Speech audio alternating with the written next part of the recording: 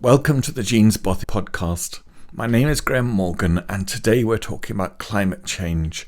This was especially from our members who recently experienced the roof of their sports centre being blown off in a gale.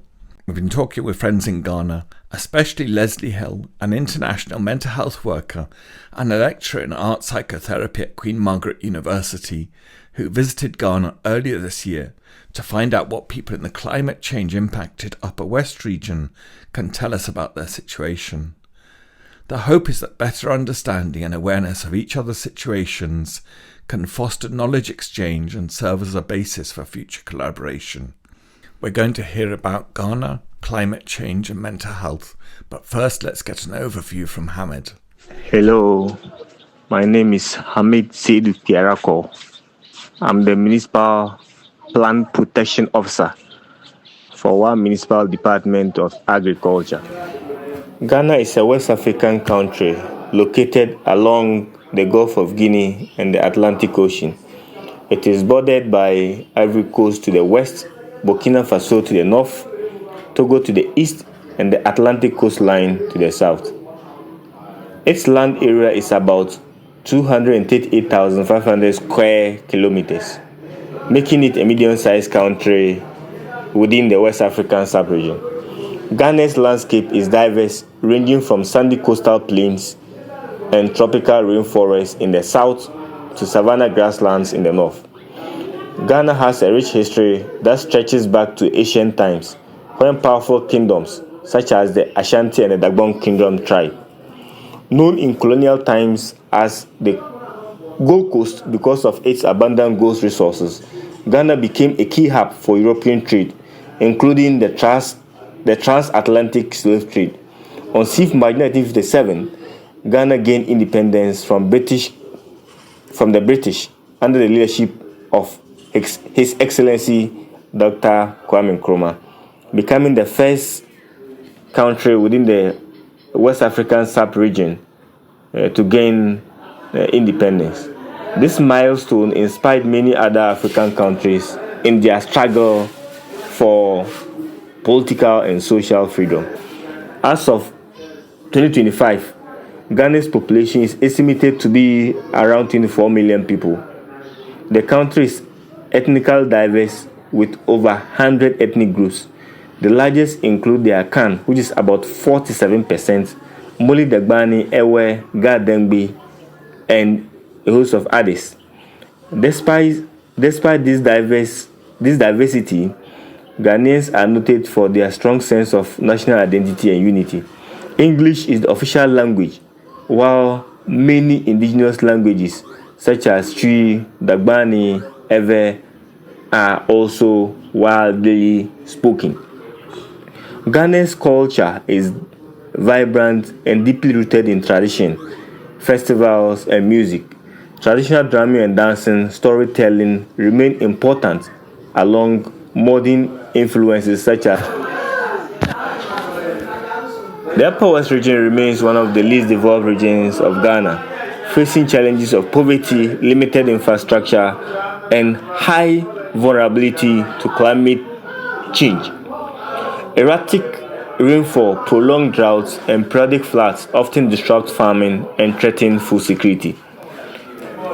Despite these challenges, development initiatives such as irrigation schemes, conservation agriculture, tree planting are increasingly being introduced to support livelihoods and environmental sustainability. The region is among the most climate vulnerable parts of the country due to its savanna landscape and reliance on rain-fed agriculture.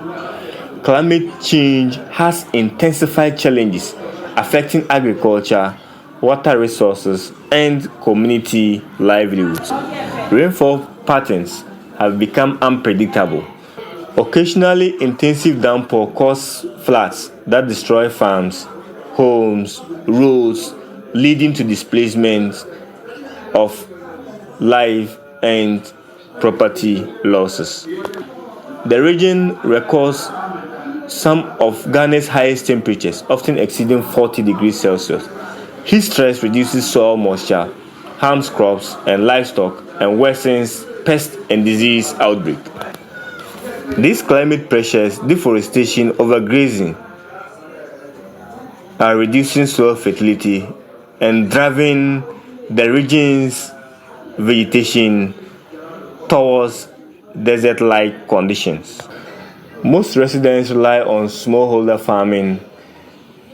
As a result, climate shocks reduces income and food security. Seasonal migration to the south for greener pastures is often very common.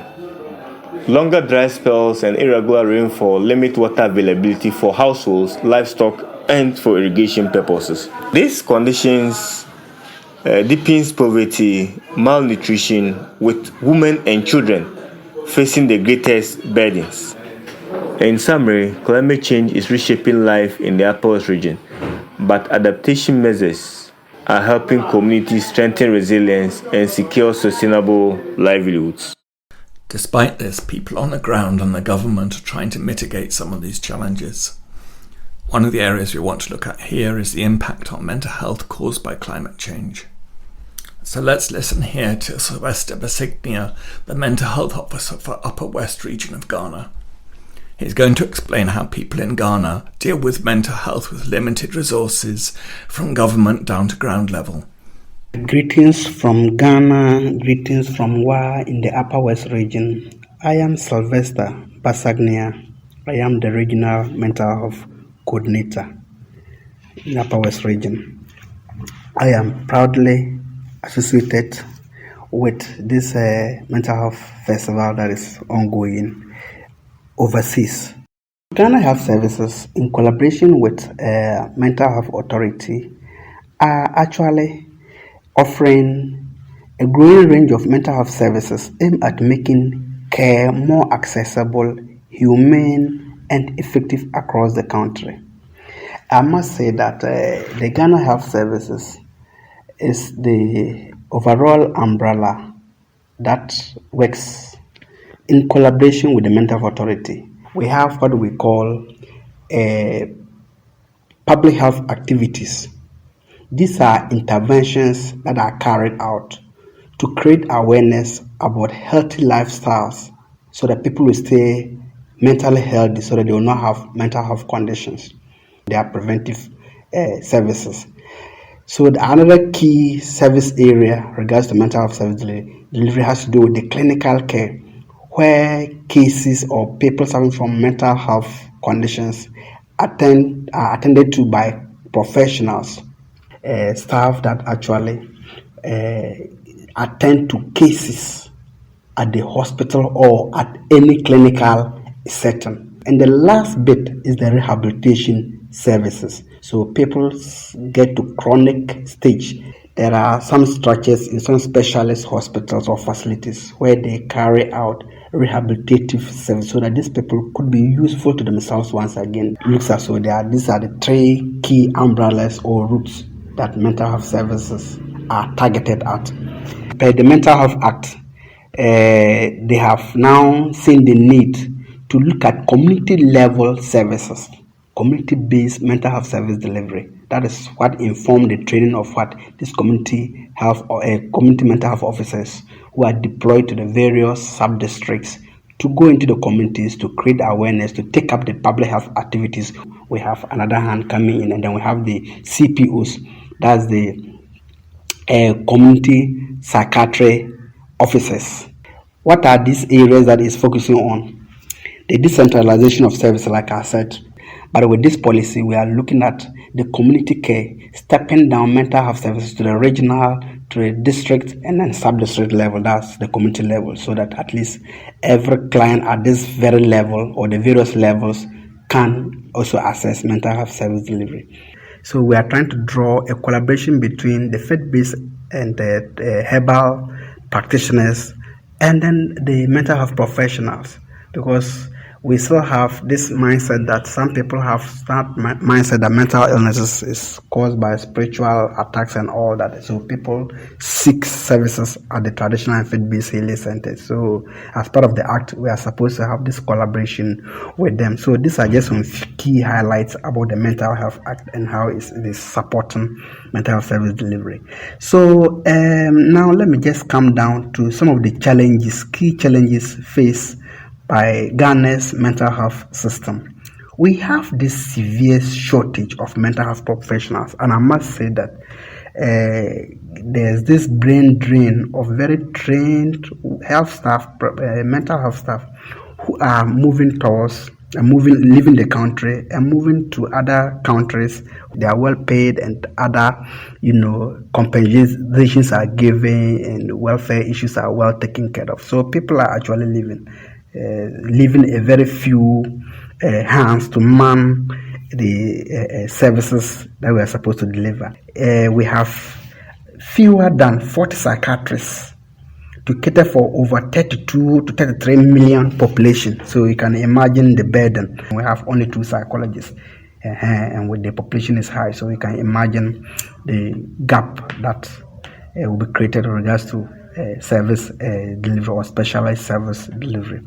So that is the challenge we have as a country and as a region as a whole.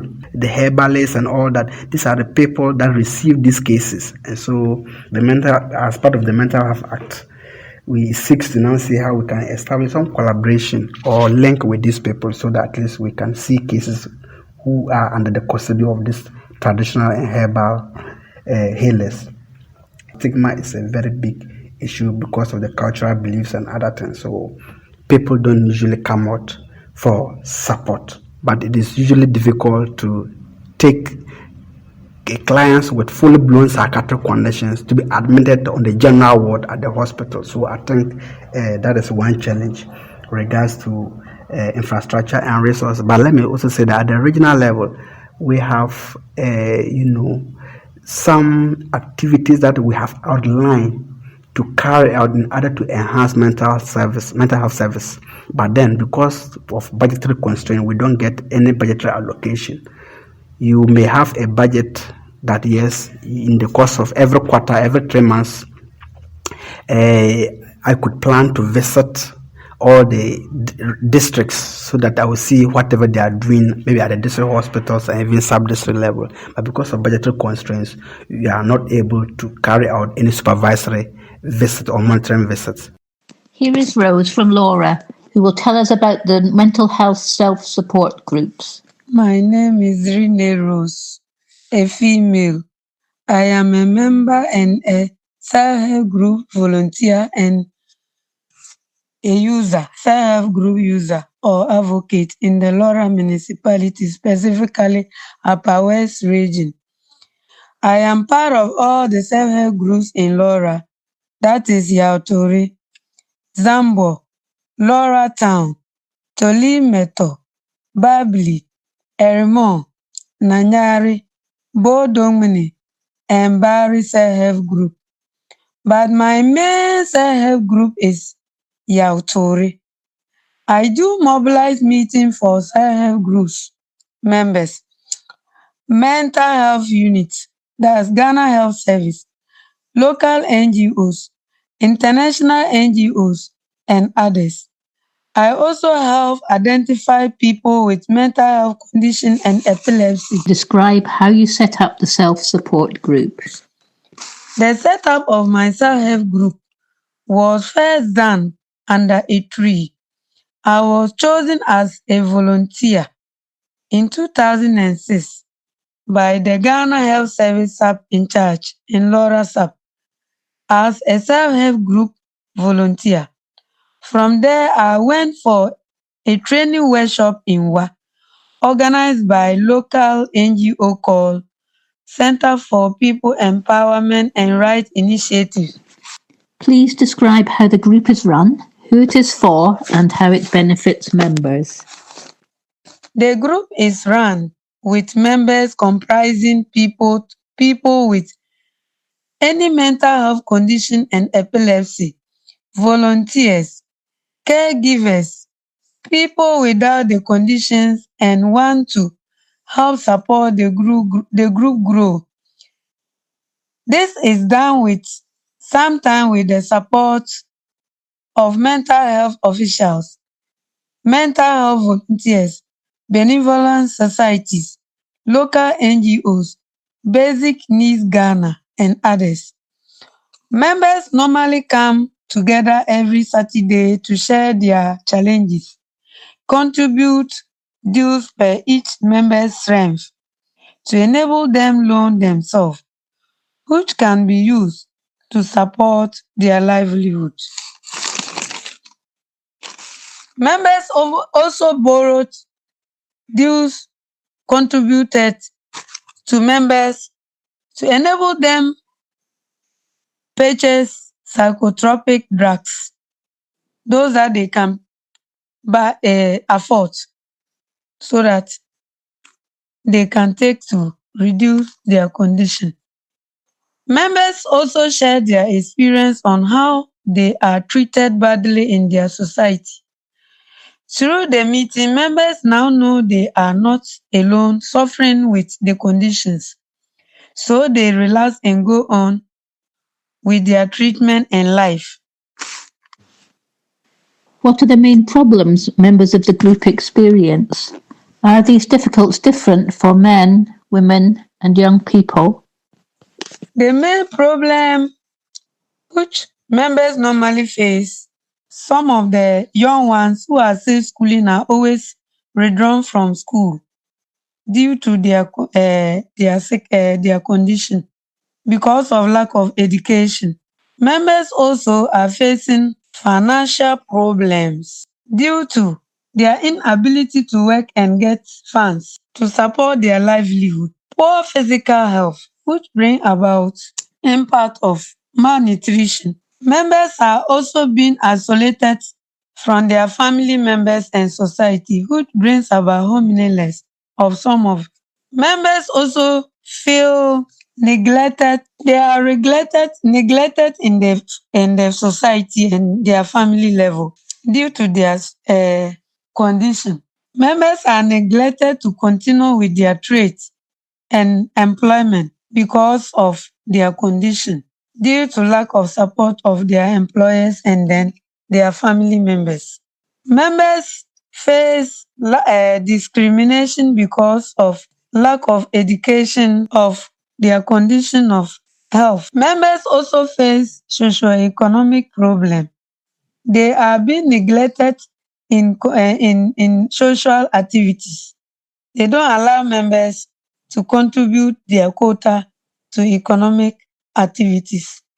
Both men and women, including young children, young people, suffer the same challenges. But women normally suffer it more because of women with the condition who become pregnant and they are not fed well can lead to miscarriage. It can also lead to miscarriage, malnutrition, and it can also lead to death when they are pregnant, they are not fed well, and also when they are not taking their medication due to poverty and due to lack of support. The women who are also pregnant also face a big challenge in their livelihood support, their everyday, their clothes, their eating, and their everything. So this brings about implication or loss of livelihood. What are the particular survival and mental health related problems that the group has talked about because of drought? Are these difficulties different for men, women, young people, and elderly people? Implication of loss of livelihood due to shortage or inadequate raining. It also, because this drought also diminish social support for members of mental health, of self-help groups. It also limits growing season and creates conditions that encourage insects and disease infestation in certain crops. These droughts can also bring low crop yield, which leads to famine and or hunger, which result in the rise of food prices in the market and even shortages of food, potentially leading to malnutrition. Drought can also affect the lives of livestock raised for food. Drought also bring about the feel of a decrease or loss of emotions, which lead to lack of happiness, anxiety, or other positive feeling. Drought can also lead to the loss of plant, thereby decrease water quantity. These difficulties are not different. They are not different from men and women, including young people. But they are difficult for women.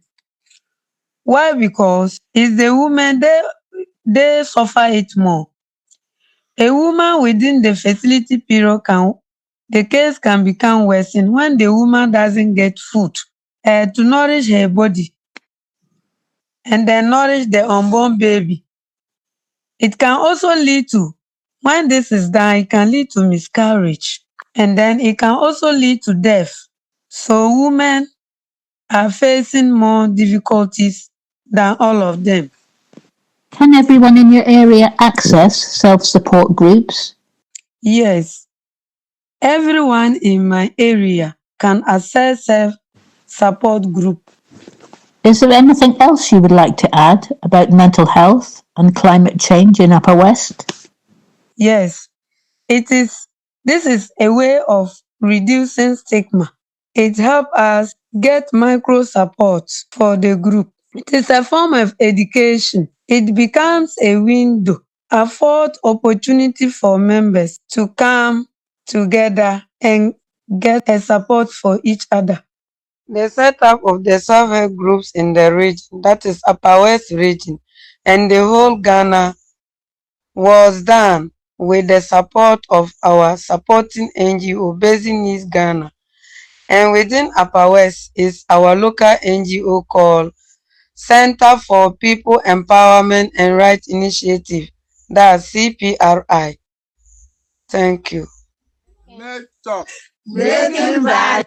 Mental health. Content for all. Mental health. Consent for all. Mental health. Consent for all.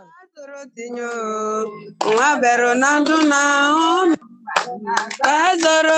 Bazoro tinyo Ngabero nanduna Omi waibero chanto Paru no mena Paru no mena Ina yo yantente sintana bele me. Thanks so much, Lesley, for organising this. Do you have any things you'd like to tell us to sum up the whole episode? I think it's been really lovely to hear the three voices from Hamid, Sylvester and Rose. So Hamid gave us a really lovely overview of Ghana as a country, and in particular, I think the challenges that face Upper West, which is really in the Sahelian region, getting towards the Sahara Desert. So really suffers anyway in terms of a long dry season, but then how climate change has really made that so much worse. Yes, and secondly, Sylvester gave us a really good overview of mental health services in Ghana as a whole.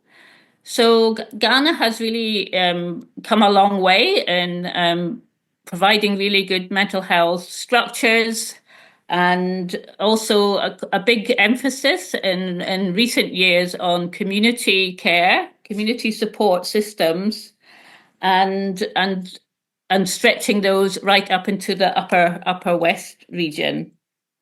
He did also highlight, which I think is of real interest, the importance of collaborating with the traditional healers who have always worked with people with mental health challenges, as we would name them, but in terms of all kinds of distress. So, and that link with those traditional healers is included in the Mental Health Act of the country. Sylvester also highlighted the challenges. So despite having these good structural things in place, the mental health services are very much under-resourced and are, in the last years, have been really impacted by a lot of mental health trained staff, emigrating to other countries such as the UK, where people are being pulled to fill in the gaps in our systems and others around the world. So this has left their teams quite decimated in terms of numbers, and they can't cover all the things that they would like to do within their region because of this fact. A further challenge in Upper West is the sheer scale of the rural area, which needs to be covered. So people will need to travel, like the staff would need to travel for like 1 or 2 days to go from the lower side of the southern side of Upper Western region to go right to the far region in the north, which borders on Burkina Faso.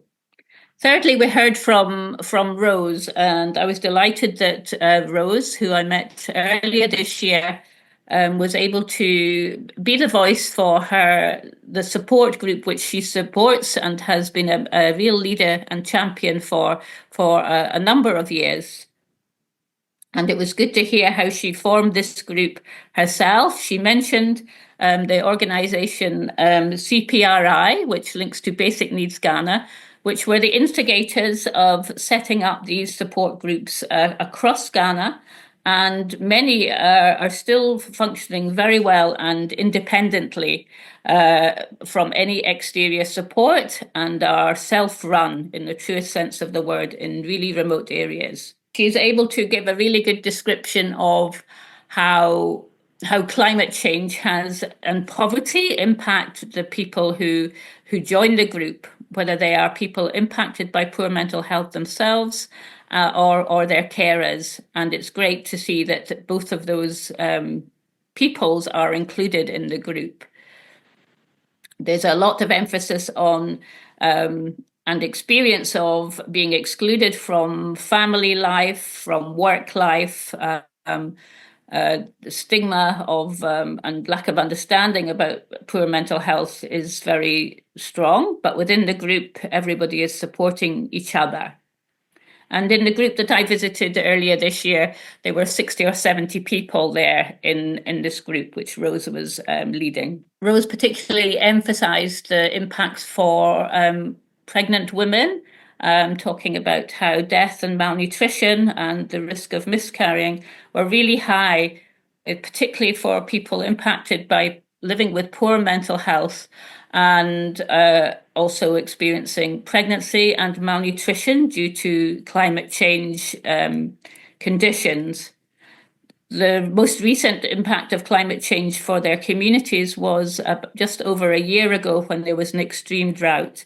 And they talked about how people had died, how they couldn't access their medication, how relapse was really common, which caused problems within families, how women were struggling to feed themselves and their families, and losing businesses, losing livelihoods. So the impacts were very severe for them.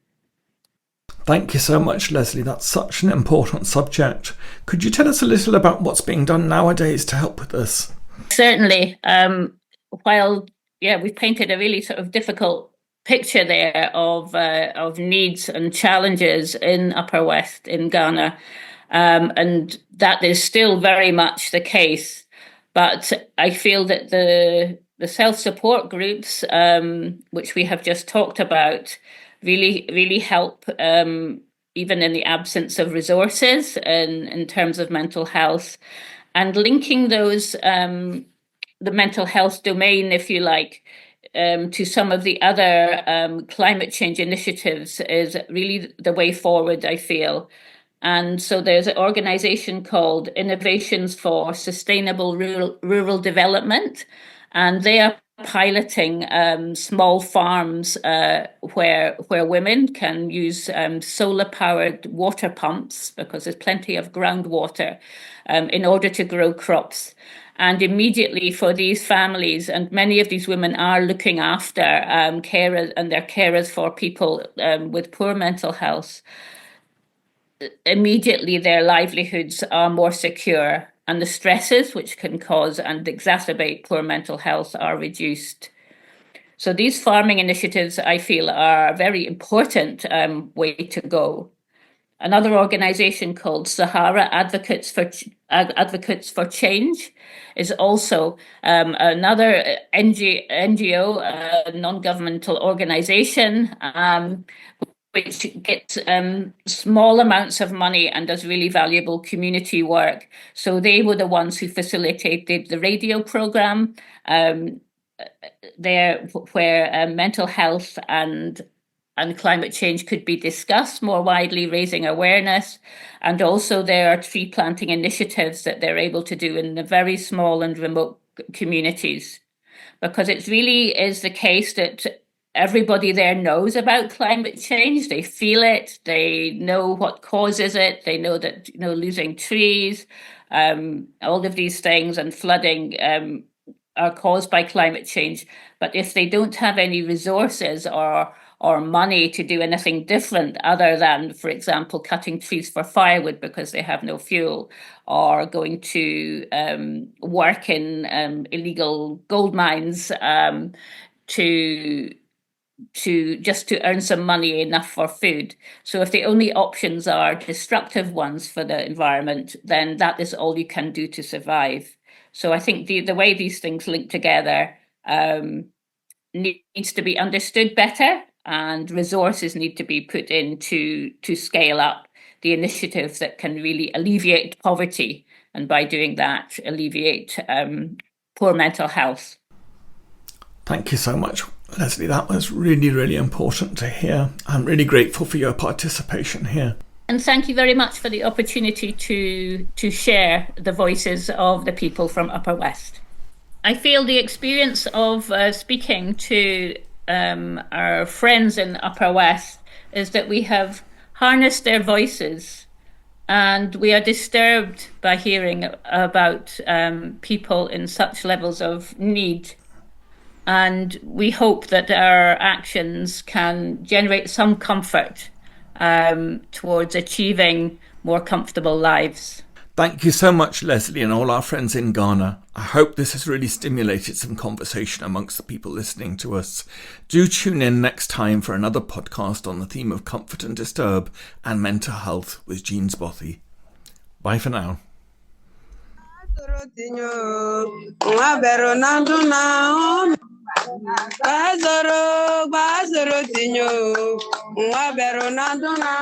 mi bero janto, paru viri paru no mena, paru viri paru no mena. Ina yo yantente sintana beleme, ina ife intabe po intero lieva. Paru viri paru no mena, paru no mena.